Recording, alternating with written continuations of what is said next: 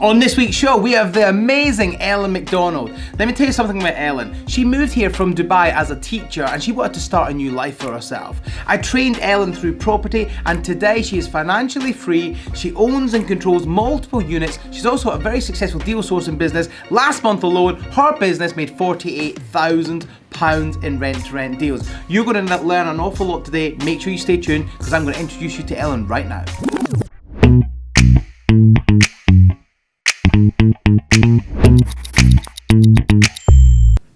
Okay guys, welcome to this week's show. This is the Elite Entrepreneurs Podcast with Alistair Cunningham, and today we have a very special guest, and that guest is Ellen McDonald. Ellen, just quickly say hi, introduce yourself, and tell them what you've been doing in business and what you are all about. Hi, so I'm Ellen. I have been in property for the last year. I used to be a teacher in Abu Dhabi, and I quit my job to come back to the UK to get started in property. Awesome, great stuff. So you were a teacher. Come on, what was that like? Like, before we get to where you're at now, I want to know where you come from, because a lot of people watching this are probably sat at home, they're in a job, they're in a 9 to 5 or an 8 to 8 or a 10 to 10, whatever you're doing right now, and you're looking at ways to, get away from that. So talk to me, what was it? Well, firstly, actually, you're from Liverpool originally. Yeah. How did you end up from Liverpool in Dubai? How did that happen? So I knew that I wanted to teach, and in Abu Dhabi it's a tax-free salary. It's a pretty decent salary for graduate teachers. Okay. So I went out there to try out teaching and to see what it was like. And I was ready for this luxury lifestyle where I was going to be on the beach, drinking cocktails, everything I'd seen on Instagram. Oh, whoa, hold on. Let's just hone in on that. So my children, my two girls, they've got it in their head. You know Yasmin, and I don't know if you've not met Isabel, but you know Yasmin. So they've got it in their head that the Dubai and Abu Dhabi's got this amazing luxury lifestyle, and they want that Instagram Dubai type lifestyle, particularly my older daughter. And just right now, what's it really like? So a lot of the people that are out there, you see on Instagram, you see all these pictures and they're by the pool and they look so happy. And the people who seem to be pushing the happiness out there on Instagram tend to be the ones who, when you actually meet them, they're saying, I hate my job, I hate everything I'm doing, I'm tired, I'm depressed, I'm sick of it. But when you look at it on Instagram, you just see the good. No one posts saying, oh, actually today was really hard, or I'm homesick, I'm struggling. You don't see that, you just see one side to it. So you went out there because you saw the lifestyle and you expected to go out there, do a little bit of teaching during the day, sit by the pool, have a bit of fun, a few cocktails, play a little bit of golf, do whatever you want to do. What's the reality like? The reality was, it was so much harder than I thought it was going to be. It wasn't necessarily long hours, but those hours that were working, it was so tiring, so demanding, so much harder than I think I even thought it was.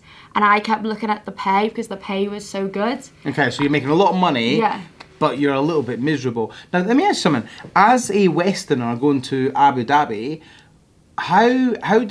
so what age group were you teaching? So I taught grade 1 and grade 3, so that's about, I think they're about 6 and 8. And how did they respond to you as a Western woman coming in teaching them? How did the children respond to you being their teacher? Behaviour wise, they knew they could kind of run riot a little bit in the classroom. I didn't have control of them at the start, and I hadn't taught before, so it was learning how to teach in a country where they can't speak the same language as you. So you're trying to teach them, but you can't speak to them the way you'd speak to children here.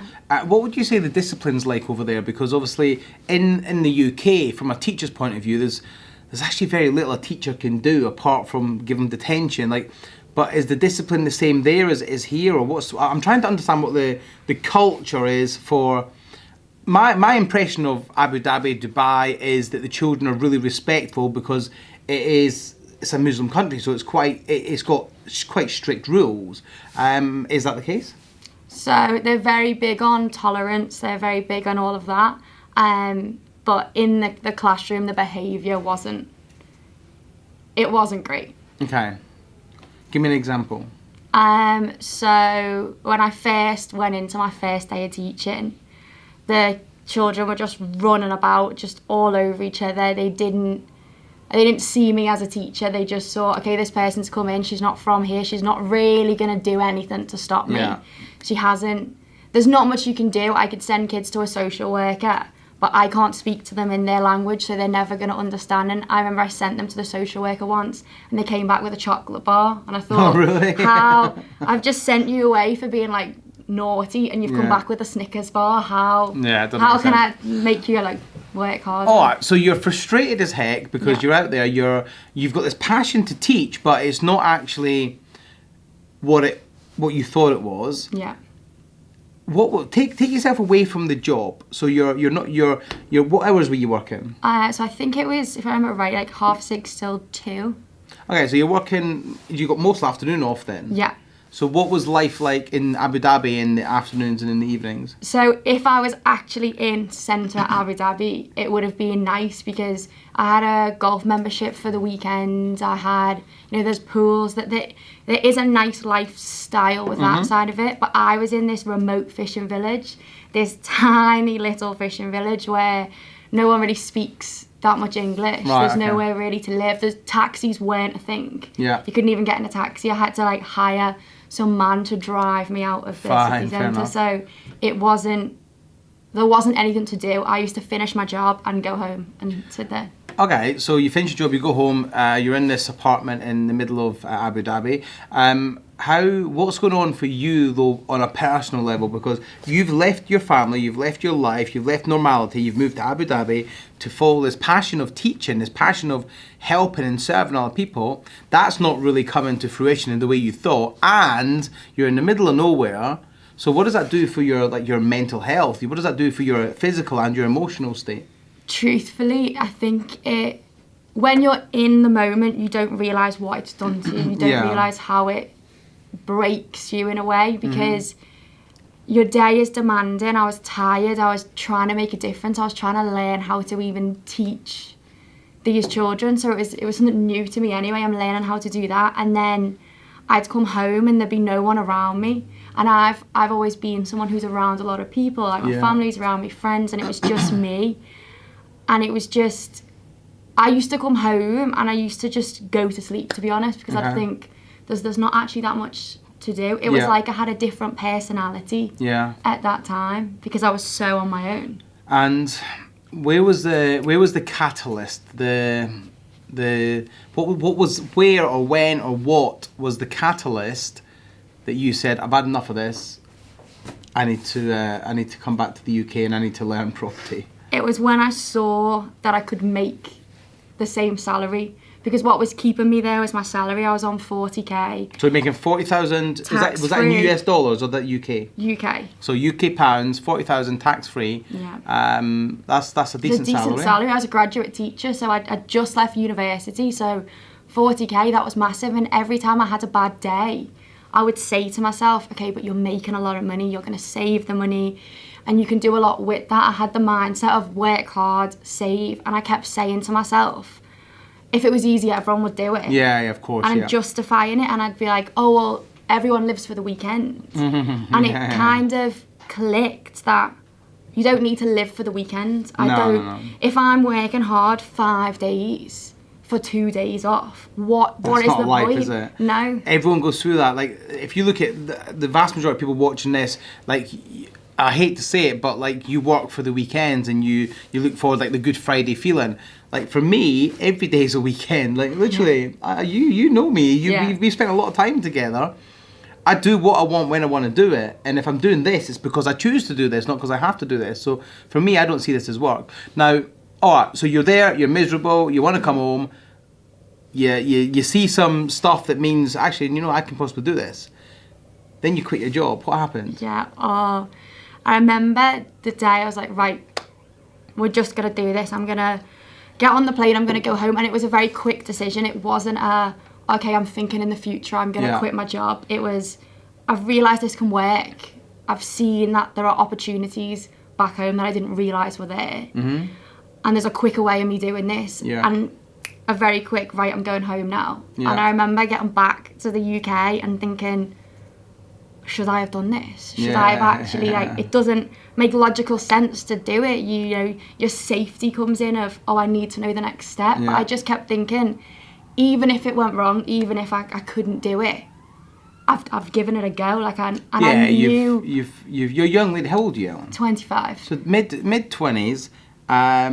You've got your life in front of you, and you made a massive life decision to move to Abu Dhabi, but then you also made equally a massive life decision to come back from Abu Dhabi. Yeah. You come back from Abu Dhabi, you've got no job. Did you have much money saved up? No. So you went out there to save money. Yeah. And I think one of the things that a lot of people do out there, and I know from people I've spoken to, is when you're not enjoying your life, you try and make it better by spending. So, I'll get a takeaway. Oh, I'll go spend some money on that. That'll make me feel better, because if I have this, I'll feel better. So you end up spending the money. So then it's rather pointless than you being saving it. Yeah. Because the whole purpose was you to go out there, earn tax-free money so you can save money. Oh, okay, you're back in the UK. I meet you through various training. Yeah. We get introduced to each other, and we've been working together now for probably over 12 months. Yeah. So let's fast forward. What's life like for you now? So like, what you been doing? Talk to me about what you've been doing. What was your first sort of thing? Because you didn't have loads of money, so you got into rent to rent. Talk to me about that. How did that go? How did you find your first deal? And how did that start to play out? Yeah, so I just messaged. I was messaging landlords on, Open Rent, Gumtree, all of them, and just explaining what rent to rent was. And I met this landlord in York, and I told her I gave her the script of how to get it, and just got to know her. And I think that was the first one for me when I saw that I could do it. Okay. When I saw it work. So how long from coming back from Abu Dhabi to getting your first property deal? The first rent to rent was 3 months. So 3 months, within 3 months. And what was that do? Talk to me about the numbers of that deal. How much are you paying per month? Okay, so it cost me $750 a month. In total, I've had long stays in for the whole time. Yeah, because you don't focus so much on like 2-night stays. You're very much like the corporate, like long-term contractors. Yeah. So that's great. So you've got this property in York. You're paying $750 a month. You've got long-term contractors in there. How much is it making on a monthly basis? So it's made, since the day I took it over and I finished it, I staged it, it's made £810 every single month. Every single month. How is it? Because I've had someone in there, they moved in and they paid £75 a night to have a 1 month stay. Right. And then they extended for 3 months. Yeah. And then I had another person who came in and I did the same agreement, £75 a night for a month. And then they stayed for 2 months. Yeah. So it's made the exact same because it's 1 month stays. So it's £810 monthly stays. So it's made, and that's profit. Yeah, and it cost me, I think it was 2.3k was what I invested in it. Okay. So after 3 months, I've got my money back and everything else is profit. Okay, the £2,300 investment to get the deal, including the deposit, all that sort of stuff. You got a deal, £2,300, making £810 a month profit, and 3 months, you got all your money back, and you're now getting full profit all the way. How long is that contract for? It is for 3 years, but she wants to extend at the end of the 3 years. Okay, one thing, right, and I know you do this a lot, you're very good with your landlords. From my understanding, you're very, very good with working with people and working with landlords, and they all want to continue to work with you. So that's that deal. I know you've got multiple more deals. You've got deals in Cumbria, you've got deals, like, they're dotted around. Yeah. Like, they're dotted around a little bit, I will say that. But you've also got a deal sourcing business. Yeah. So you do something really creative with your deal sourcing. Explain what that is. So with my deal sourcing, I'm trying to offer the investors that I work with, they're very busy investors. Yeah, of course, yeah. So they just want to pay the investment and have me find the property, agree it with the landlord, stage it, get the photographer around, hand it to management, and it's all hands-free. There's the keys. Done. Yeah. That's it. And that's been quite fruitful for you. Ellen's one of my business academy students, and about when was it? About a month ago? Is that, yeah? It was like the month, it's gone so fast, but it was literally about a month ago. I can't remember the exact date. But you come for your first official one-to-one mentoring session, and you may have seen all the social media postings about this. But on that day, you arrived in the morning with whatever, in that particular account, you had like 11, 12, 1,300 quid. Yeah. How much did you leave the end of the day? On the end of the day, you left to get the train home. Yeah. How much money did you have in your bank? It's 17,300, I think. So you made £16,000 in one day.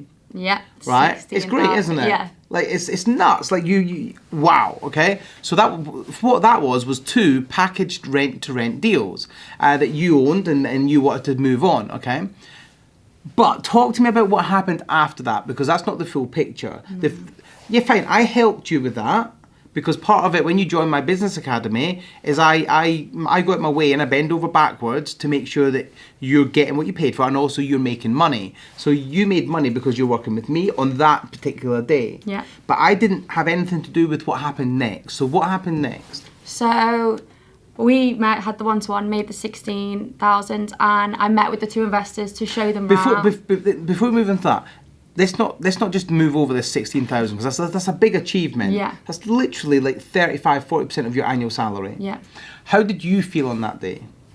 Because you were a little bit in shock. I remember you were a little bit in shock. Like that's a big chunk of money to suddenly hit the bank. Yeah, it was such a big number, because obviously I've been making money in property, but it was, selling one deal here, selling this there. Yeah. It was one day, and I think because I didn't expect the day to go that way, and it came on my bank really quickly, I remember looking at my phone and just seeing the money and thinking, oh my, it's right there. This is why you quit your job. This is why you've done it.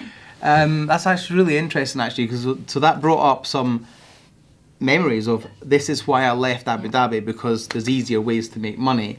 Now that day was, you arrived at 10 o'clock in the morning. We actually spent most of the day, and we went into the evening because we had a bit of a gathering, social gathering to celebrate.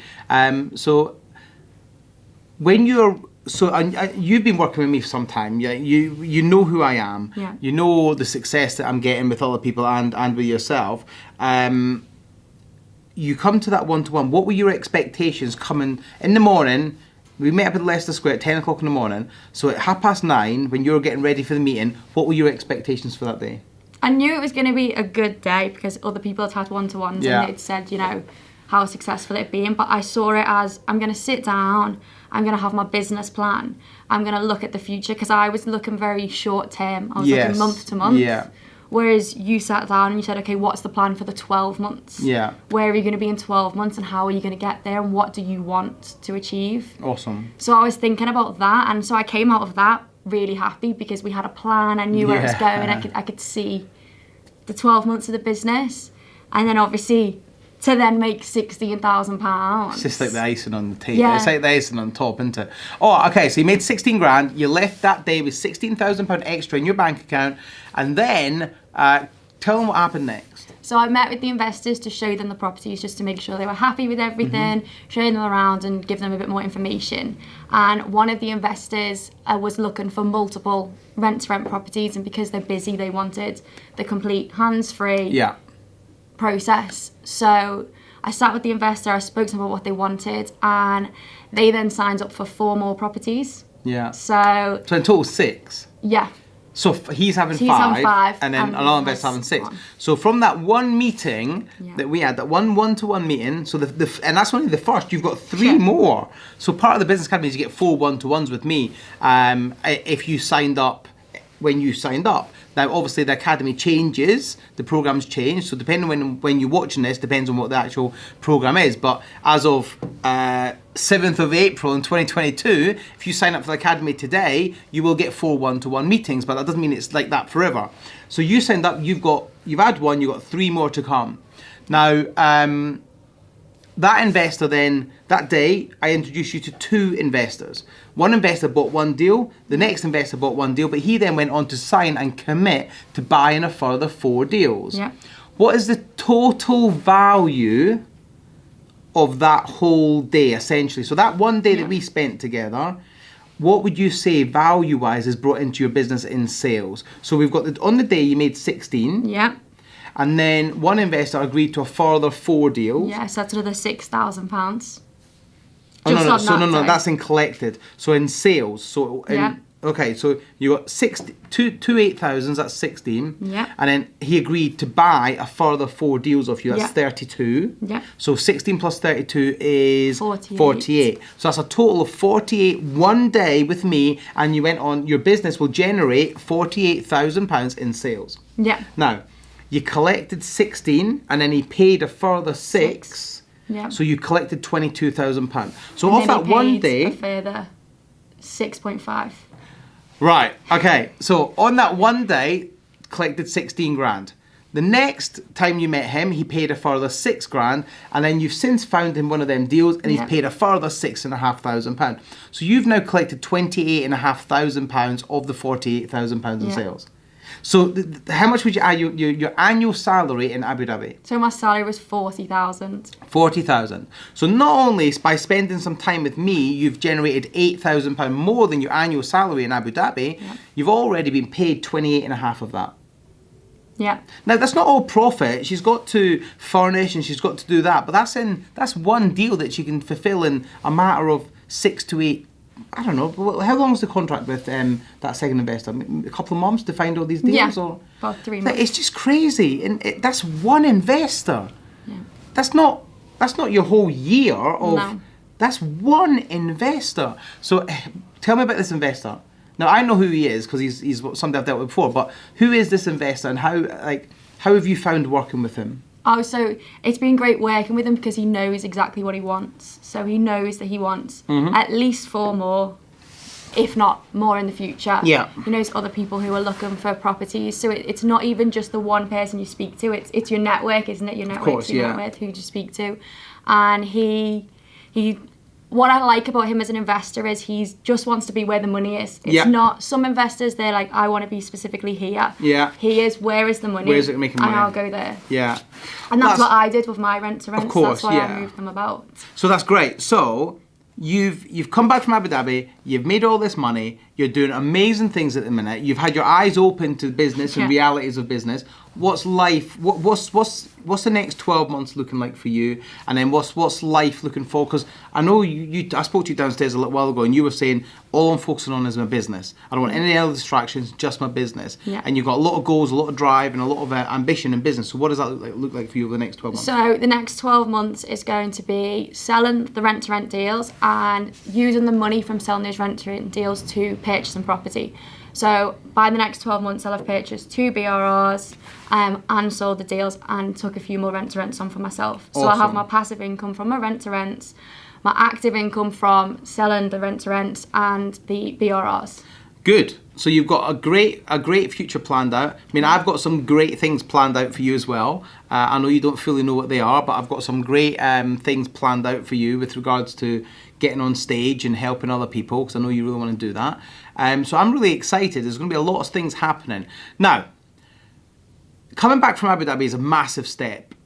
It's a massive step. You must have had points where you questioned it, or you must have had points where like your family were like, Ellen, are you nuts? Oh yeah, straight away my family were like, Ellen, are you nuts? Because you're not doing what the norm is. The norm is stay in a job, don't leave a job till you're in another job. That's the safety net. That's, work hard and do your 9 to 5. So instantly they thought, why have you left a well-paid job to come and take a chance on something? But I knew that I wanted to do it, and I knew I was going to be successful with it. I knew I was going to work hard. That's the thing. I know what I'm like, and I know I've got the drive to push through. So there's been times where I have thought, was this the right decision? And I think anyone who says that they don't at times think, what is this? Oh, no.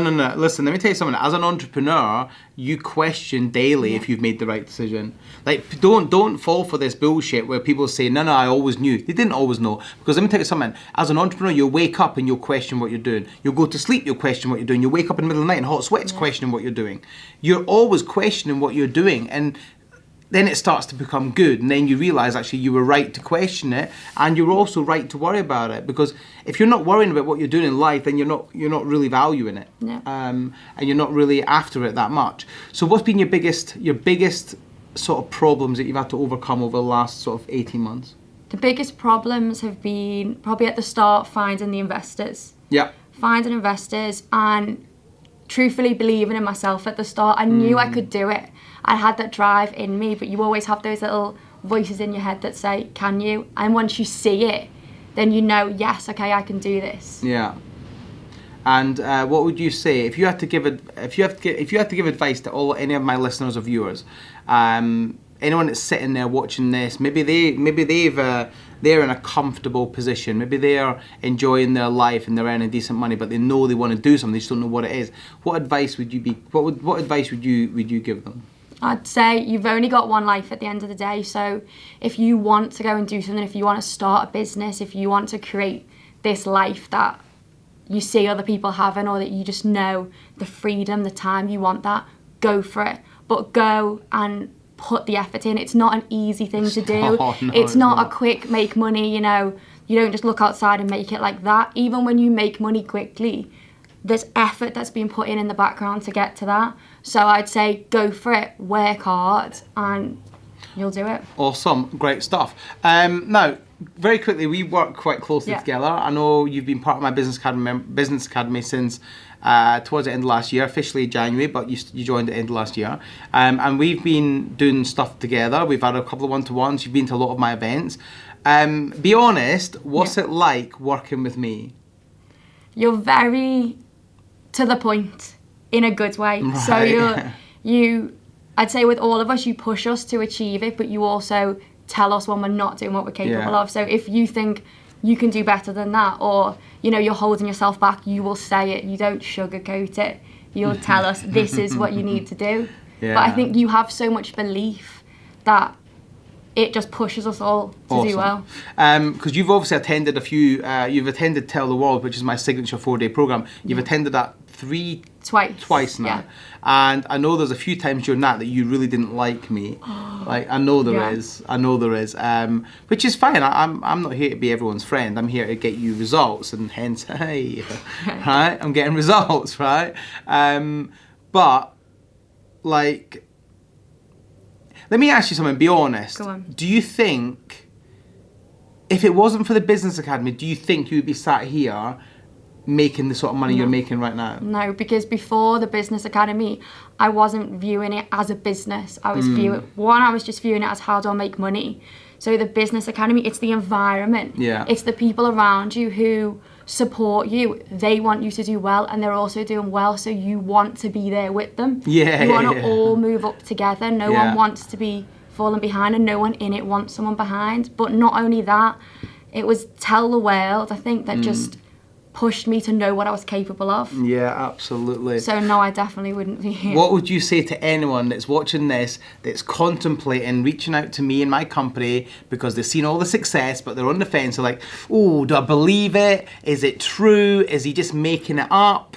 What would you say to anyone that's sitting on the fence thinking, do I need to work with this guy? Do I need to join that company? Do I need to join that training? What would you think? I'd say if you're serious about doing this, you need to join. You need to send a message. You need to be in this environment, because my business, the year before the Business Academy, it was doing fine, but it was coasting. The Business Academy, it's been 3 months of this, and look how much I've made in those 3 months. If you compare it, it was the best investment I could have made. Awesome. Great stuff. Listen, Ellen, thank you very much for coming on board. Thank you for being on here. I'm sure you guys have learned loads. This is Ellen McDonald. You can connect with Ellen. We're going to put the information right down below. You can connect with Ellen. Go and find her. Reach out to her. Ask her to prove what she's saying. Because one thing I say that all my Academy members have to do is when they get success, they have to be comfortable sharing and proving what they've said. Because I don't want anybody buying into my training on the back of misinformation, okay? So Ellen will happily prove anything she said. Also reach out to her, connect with her on Instagram, connect with her on LinkedIn, Facebook, whatever else you're on there, just connect with her. Make sure you're following her.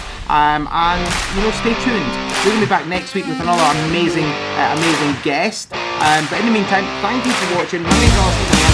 This has been the Elite Entrepreneur Podcast by Alistair Cunningham. Ellen McDonald, Alistair Cunningham. Peace out, much love, have a great day.